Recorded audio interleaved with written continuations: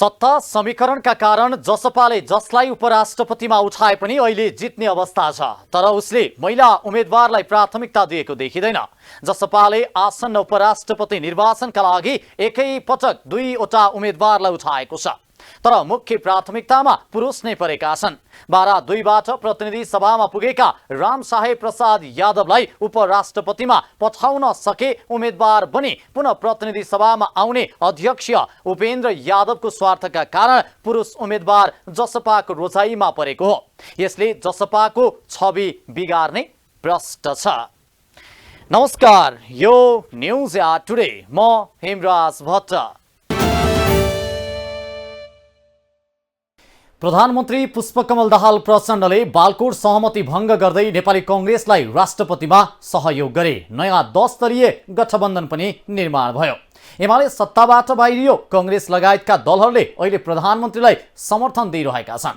आफ्नै प्रयासमा बनेका पुष्पकमल दाहाल प्रचण्ड नेतृत्वको सरकारबाट 2 महिनामै बाहिरिएको संसदको दोस्रो ठूलो दल एमाले अब कस्तो भूमिका निभाउला त, यो पेचिलो प्रश्न बनेको छ। पुस 26 मा प्रधानमन्त्री पुष्पकमल दाहाल प्रचण्डले विश्वासको मत लिने बेला एमाले अध्यक्ष केपी शर्मा ओली कांग्रेसप्रति सशंकित थिए।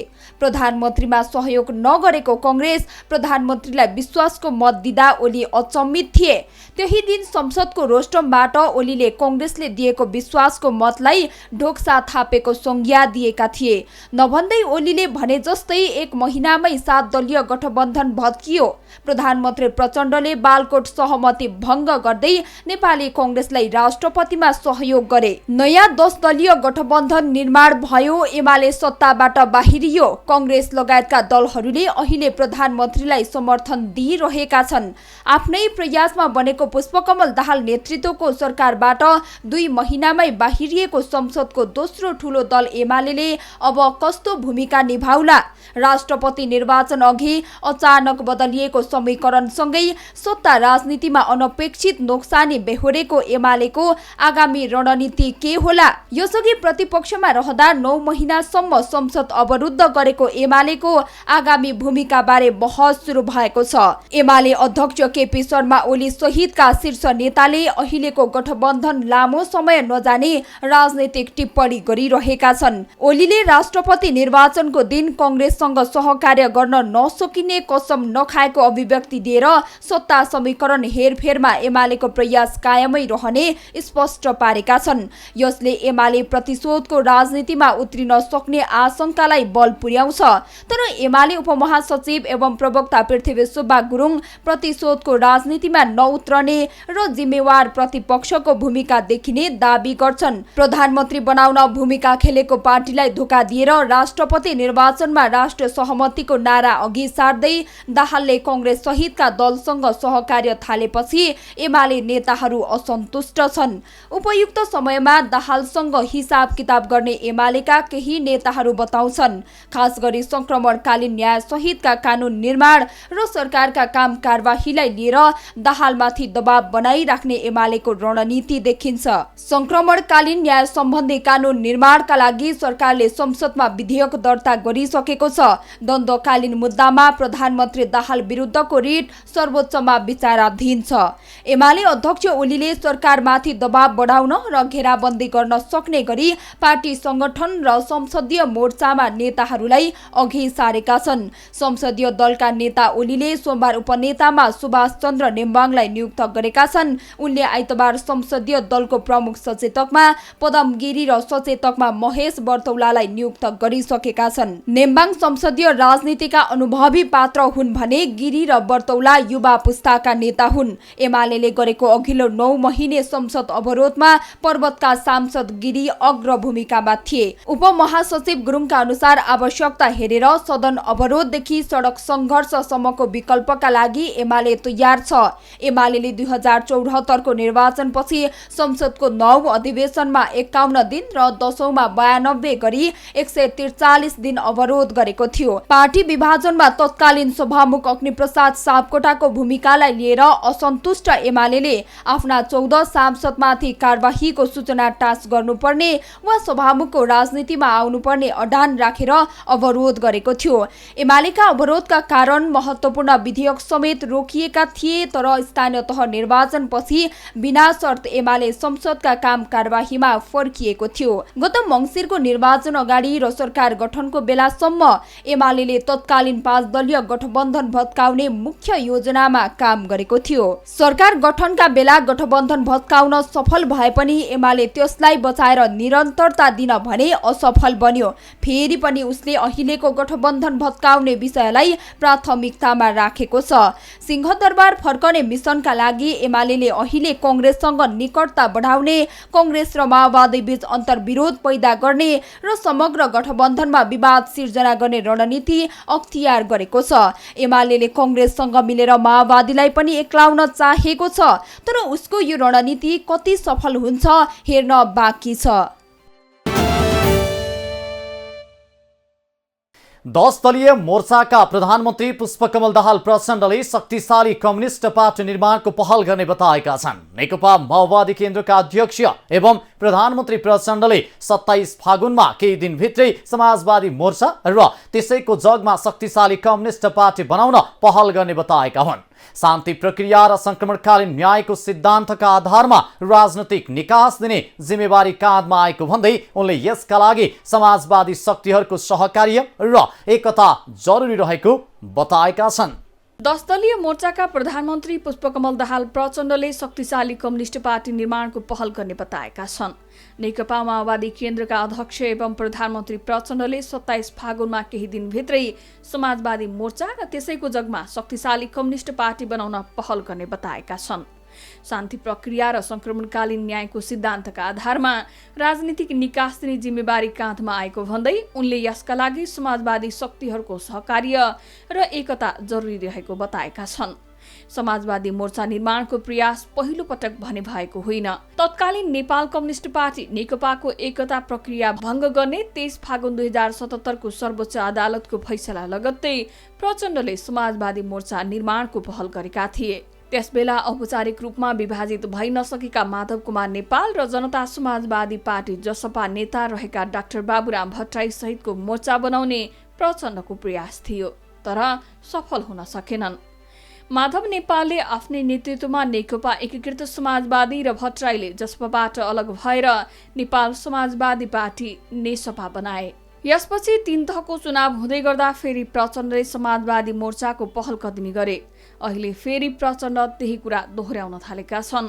प्रधानमन्त्री पुष्पकमल दाहालले फेरि एकपटक नयाँ संकल्प सहित अघि बढ्नुपर्ने आवश्यकता उल्याउँदै सबै माओवादी आन्दोलनका विभिन्न धारका समूहलाई एकताबद्ध भएर सामाजिक न्याय र रूपान्तरणको निम्ति अघि बढ्न अपिल गरेका छन्। प्रधानमन्त्री दाहालले छिट्टै पार्टी एकताको अर्को एउटा प्रक्रिया अघि बढ्ने समेत बताउँदै आएका छन्।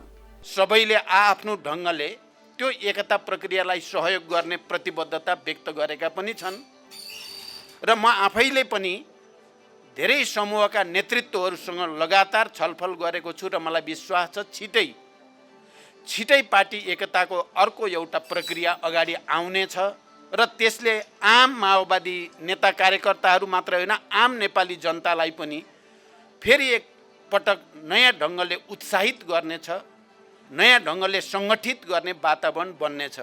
यसको साथै माओवादी आन्दोलनभित्रका मात्रै होइन, कम्युनिस्ट आन्दोलनका समाजवादी आन्दोलनका शक्तिहरूसँग पनि समाजवादी मोर्चा बनाएर जाने भन्ने सैद्धान्तिक सहमति बनेको छ र मलाई विश्वास छ छिटै एउटा समाजवादी मोर्चा नेपालको भोलिको नेतृत्व निर्माणको एउटा विकल्पको रूपमा अगाडि आउने विश्वास मैले लिएको छु।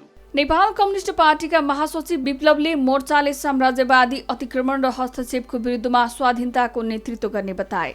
उनले देश गोलचक्करमा फसिरहेको भन्दै देशलाई अग्रगमनको मार्गमा लाने प्रयत्न गरिने बताए।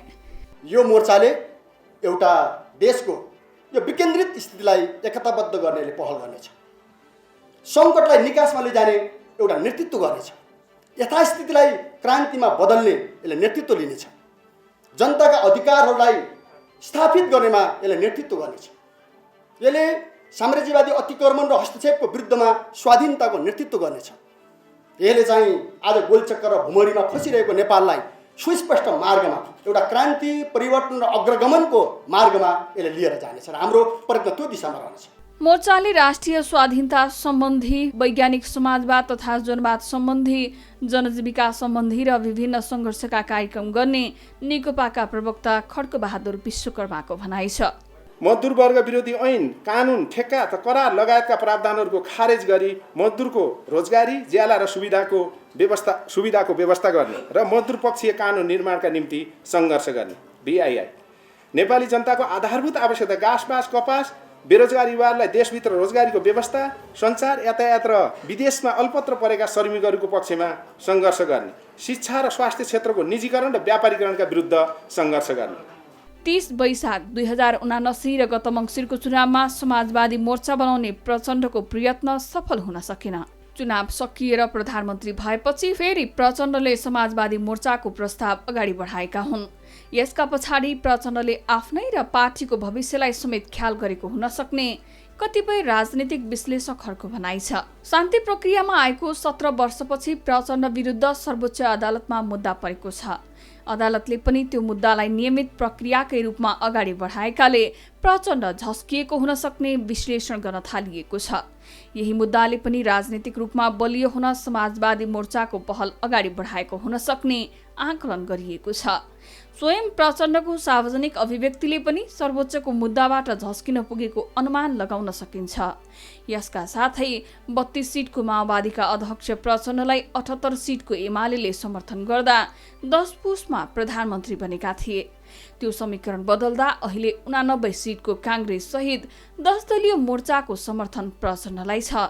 तर गठबन्धन बदले पनि प्रधानमन्त्री प्रचण्ड ढुक्कले नेतृत्व गर्ने अवस्थामा देखिँदैनन्। अहिले गठबन्धन बदल्दा पनि प्रधानमन्त्री प्रचण्डलाई काङ्ग्रेस नेताहरूले सीमा सम्झाउन थालेका छन्। अर्थात् संसदीय अङ्कगणितका कारण प्रचण्ड फेरि पनि सुरक्षित देखिँदैनन्। त्यसैले 14 सिटको जसपा र 10 सिटको एकीकृत समाजवादीसँग समाजवादी मोर्चातर्फ प्रचण्डको नजर गएको छ। प्रधानमन्त्री प्रचण्ड सभामुख देवराज घिमिरेसँग पनि सशङ्कित छन्। 5 माघमा माओवादी समेतको मत पाएर एमालेका उम्मेद्वार घिमिरे सभामुखमा निर्वाचित भए। त्यसैले घिमिरेले एमालेको चाहनामा काम गर्न सक्नेमा माओवादी नेताहरू सशङ्कित देखिन्छन्। विशेष गरी संक्रमणकालीन न्याय जस्ता विधेयक सभामुख घिमिरेले रोक्न सक्नेमा प्रधानमन्त्री प्रचण्ड र माओवादी नेताहरू सशङ्कित देखिन्छन्। किनभने सरकारले शान्ति प्रक्रिया टुङ्गोमा पुर्याउने विषय प्रमुख प्राथमिकतामा राखेको छ। कानुन मन्त्रालय आफैले सम्हालिरहेका प्रधानमन्त्री प्रचण्डले संक्रमणकालीन न्याय सम्बन्धी विधेयक संसदमा दर्ता नै गरिसकेका छन्। यसअघि पनि एमाले नेताहरूकै कारण यो विधेयक अगाडि बढ्न नसकेको बुझाइमा रहेका माओवादी नेताहरू सभामुख घिमिरेसँग सशङ्कित हुनु स्वाभाविक नै हो। माओवादी महासचिव देव गुरुङले एमालेको असहयोगकै कारण अघिल्लो कार्यकालमा दर्ता भएर पनि यो विधेयक पारित हुन नसकेको सार्वजनिक अभिव्यक्ति दिइसकेका छन्। यसपटक काङ्ग्रेस सहित गठबन्धनसँग पर्याप्त बहुमत भएकाले यो विधेयक पारित हुनेमा माओवादी नेताहरूको आशा छ। तर त्यसमा एमालेको सहयोग आवश्यक छ, किनकि कुनै विधेयक संसदमा टेबल गर्ने कि नगर्ने भन्ने अधिकार सभामुखको हो। माओवादी नेताहरू भने समाजवादी मोर्चा गठनको प्रयास तत्कालीन नाफा नोक्सानको विषय नभएको तर्क गर्छन्। तर अहिलेको राजनीतिक समीकरण र परिस्थिति हेर्दा प्रचण्डले आफू सुरक्षित हुन समाजवादी मोर्चा निर्माणको पहल थालेको कतिपयको बुझाइ छ। विशेष गरी राज्यका प्रमुख पदहरूमा प्रचण्ड अहिले पनि अल्पमतमा छन्। प्रचण्ड आफै निर्णायक भएर राष्ट्रपति, प्रधानमन्त्री र सभामुख अलग अलग दलबाट निर्वाचित भएका छन्। यी 3 पदमा फरक फरक दलबाट आउँदा शक्ति सन्तुलनका दृष्टिले जति उत्तम छ, उस्तै गरी सन्तुलन मिलाउन नसक्दा राजनीतिक रूपमा प्रधानमन्त्रीले असुरक्षित महसुस गर्न सक्ने देखिन्छ। किनभने यी 3वटै पद विगतमा कार्यकारी जस्ता हुन पुगेका उदाहरण रहेका छन्। सरकारले रासायनिक मलमा दिँदै आएको अनुदान कटौती गरेको छ। अनुदान कटौती भएसँगै अब सबै प्रकारका रासायनिक मलको मूल्य साबिकको भन्दा महँगो हुने कृषि तथा पशुपक्षी विकास मन्त्रालयले जनाएको छ। 26 फागुन अघिको तुलनामा अब युरिया मल किलोमा 11 रुपैयाँ, डिएपी मल किलोमा 7 रुपैयाँ र पोटास किलोमा 9 रुपैयाँले महँगो भएको छ। बढेको मूल्य अनुसार अब युरिया मलको प्रति किलो किसान मूल्य 25 रुपैयाँ, डिएपीको 50 रुपैयाँ र पोटासको 40 रुपैयाँ कायम भएको छ। सरकारले रासायनिक मलमा लिँदै आएको अनुदान कटौती गरेको छ। अनुदान कटौतीसँगै अब सबै प्रकारका रासायनिक मलको मूल्य साबिकको भन्दा महँगो हुने कृषि तथा पशुपन्छी विकास मन्त्रालयले जनाएको छ। 26 फागुन अघिको तुलनामा अब युरिया मल किलोमा 11 रुपैयाँ, डिएपी किलोमा 7 रुपैयाँ र पोटास किलोमा 9 रुपैयाँले महँगो भएको छ। बढेको मूल्य अनुसार अब युरिया मलको प्रति किलो किसान मूल्य 25 रुपैयाँ, डिएपीको 50 रुपैयाँ र पोटासको 40 रुपैयाँ कायम भएको छ। यसअघि 14 रुपैयाँमा युरिया, 43 रुपैयाँमा डिएपी र 31 रुपैयाँ किलोमा पोटास किन्न पाइन्थ्यो। सरकारले रासायनिक मलमा किसानलाई दिँदै आएको अनुदान घटाउने नीति ल्याए अनुसार सरकारले दिने अनुदान घटाउँदा किसानलाई बेच्ने मूल्य बढेको मन्त्रालयले जनाएको छ। 26 फागुन अघि मलमा 100 ग्राम 70% किसान अनुदान रहेकोमा त्यसलाई कटौती गरेर 59.4% मा झारिएको मन्त्रालयले जनाएको छ। 11.78% को अनुदान कटौती गर्दा किसानलाई मलको खरिद लागत बढेको मन्त्रालयले जनाएको छ। मन्त्रालयका अनुसार युरिया मलको अनुदान 80.11% बाट घटाएर 64.49% कायम गरिएको छ। यस्तै डिएपी मलको अनुदान 59.4% बाट घटाएर 52.38% मा सीमित गरिएको छ भने पोटासमा दिँदै आएको 58.2% अनुदानलाई घटाएर 46.09% कायम गरिएको मन्त्रालयले जनाएको छ। अर्थ मन्त्रालयले मल माथिको परनिर्भरता बढ्दै गएको भन्दै सरकारी लागत कम गर्न अनुदान घटाउन निर्देशन दिएको आधारमा मलको मूल्य बढाउने निर्णय भएको मन्त्रालयले जनाएको छ। बढेको मूल्यमा मलको बिक्री र बजार अनुगमनका लागि गृह मन्त्रालयले आग्रह समेत गरेको छ। चालु आर्थिक वर्षमा बजेटले रासायनिक मल खरिदका लागि 15 अर्ब 6 लाख रुपैयाँ बजेट विनियोजन गरेको थियो। तर यो रकमले अपुग हुने भएपछि थप 16 अर्ब रुपैयाँ स्रोत सुनिश्चितता र 7 अर्ब 50 करोड रुपैयाँ स्रोत सहमति गरी बजेट कायम गरिएको कृषि तथा पशुपन्छी विकास मन्त्रालयले जनाएको छ। नेपालमा वार्षिक 5,20,000 मेट्रिक टन रासायनिक मलको माग छ। तर माग अनुसार रासायनिक मलको आपूर्ति नहुँदा हरेक वर्ष खेतीपातीकै मौसममा मलको हाहाकार हुँदै आएको छ। मूल्यवृद्धिपछि मलको आपूर्ति सहज हुने मन्त्रालयको विश्वास छ। अनुदान दिएको मल आवश्यकता अनुसार उपलब्ध नहुँदा किसानले कमसल मल महँगोमा किन्नु परेको बाध्यता रहेको र अनुदान दिएको मलको कालोबजारी बढेको गुनासो सम्बोधन गर्न मूल्यवृद्धिको निर्णयले सघाउने मन्त्रालयले जनाएको छ। चालु आर्थिक वर्षका लागि 3,31,500 मेट्रिक टन आयातको सम्झौता भएकोमा अहिलेसम्म 2,37,500 टन आयात भइसकेको र बाँकी 94,000 टन मल आयातको क्रममा रहेको मन्त्रालयले जनाएको छ। यो परिमाणले पनि आगामी मुख्य सिजन धानबालीको लागि 90,000 मेट्रिक टन रासायनिक मल अपुग हुने आकलन मन्त्रालयको छ। मलको अभाव हुन नदिन मन्त्रालयले थप मल आयातको प्रयास गरिरहेको विज्ञप्तिमा उल्लेख गरिएको छ। रासायनिक मल आयातमा सरकारले दिने अनुदान रकम घटाएर बजार मूल्य बढाउने निर्णय गरेको कृषि तथा पशुपन्छी विकास मन्त्रालयले जनाएको छ। युरिया मलको मूल्य 3/4 बढाइएको छ भने डिएपी र पोटासको मूल्य क्रमशः 16 र 29% बढेको छ। कृषि मन्त्रालयको विभागीय निर्णय अनुसार मल आपूर्ति तथा वितरण व्यवस्थापन समितिको फागुन 29 गतेको बैठकले आयात बिन्दुमा युरियाको बिक्री मूल्य प्रति केजी 25 रुपैयाँ पुर्याइएको छ। यसअघि प्रति केजी 14 रुपैयाँ मात्रै थियो। मलको मूल्य बढेसँगै किसानलाई समस्या हुने देखिएको छ। समयमा मल नपाउने समस्याका बीच झनै मूल्य बढेपछि किसानलाई थप समस्या हुने देखिएको हो। मुलुक 3 दशकदेखि मूलत राजनीतिक पार्टी र नेताहरूको सत्ता स्वार्थकै बन्दी भइरहेको छ। अनेकन राजनीतिक परिवर्तनका बावजुद अझै अस्थिरतामै रुमलिएको छ। राजनीतिक पद्धति फेरियो तर पटक पटक सत्तामा पुग्नेहरूको प्रवृत्ति भने फेरिएन। हामीले यो नियति भोग्नुको मूलत स्वार्थी, संकीर्ण, अदूरदर्शी एवं राजनेतामा हुनुपर्ने गुणहरू नभएका पार्टीहरू नै जिम्मेवार देखिन्छन्। बहुदल स्थापना पछिको चुनावमा नेपाली कांग्रेसले बहुमत ल्याएसँगै प्रधानमन्त्री भएका गिरिजाप्रसाद कोइरालाले अवसर पाएका थिए। दुर्भाग्य पार्टीभित्रै उत्पन्न गुट उपगुटको स्वार्थ, अहंकार र असहिष्णुताका कारणले सरकारले पूरा कार्यकाल नबिताई मुलुक मध्यावधिमा धकेलिएको थियो। हवस् त आजलाई न्युज एट टुडे यति नै। हामी सबै बिदा चाहन्छौँ। नमस्कार।